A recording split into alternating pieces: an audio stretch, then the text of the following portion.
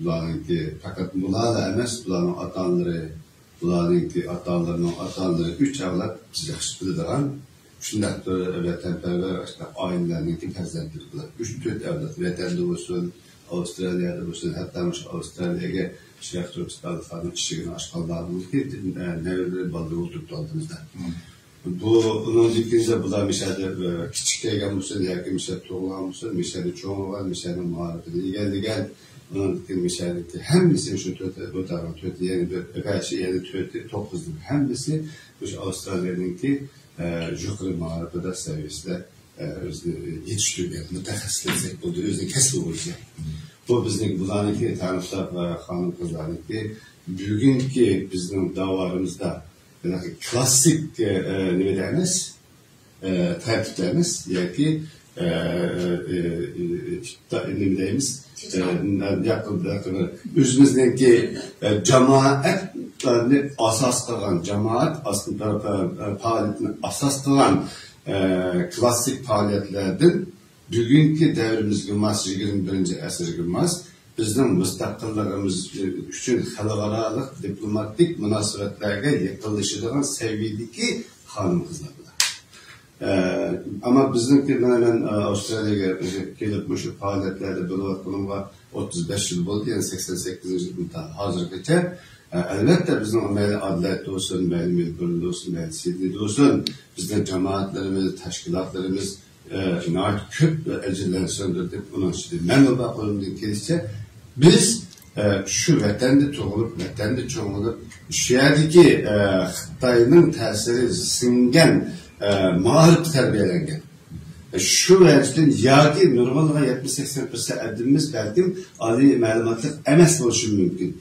Ondan bakın gerçi bizim vatanperverliğimiz, milletperverliğimiz şunca güçlük bozumu şu seviyede biz iş kıldık, şu seviyede bir yerdeki teşkilat rehberlerimiz, peşkademlerimiz varlık özüne erzleri sığındırdı. Bunların elbette temizliğinde Allah razı olsun. Bugün geçip bizden muşuk kızlarımızdaki, muşuk sanalarımızdaki bugünkü de davanın ilgileri buluşka aynı şurada sebepçi buldu. Atanları sebepçi buldu.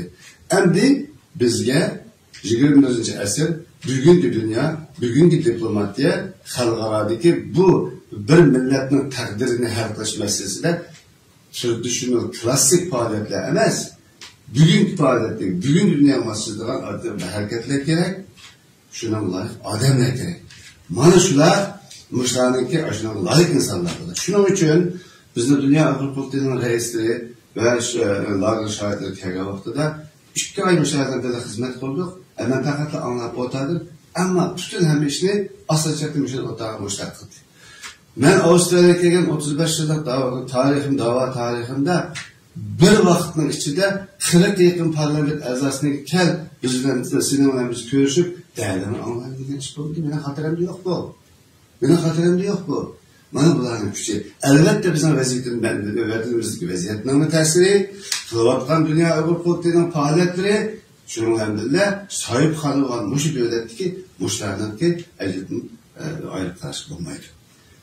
Bu bunlarınki kabul etti, bu bunların kılalarıyla açtı. Yani bir bunlarınki unik, yani bir muşu tanıkta hanım kızlarınki, muşu teşkilatı da dünyada Desember'in hatalışı mümkün.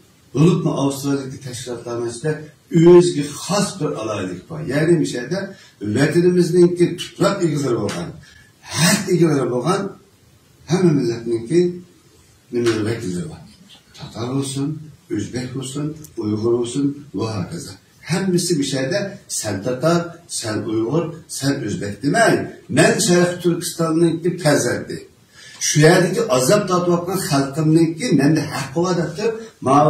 Teşkilatını kurup meşahirimizden halkımızın davasını kılıp Allah. Ben buladın takadırım, buladın zor ümidim var. Hemisi üzerinden sınırları inşallah teyirunlarımız var.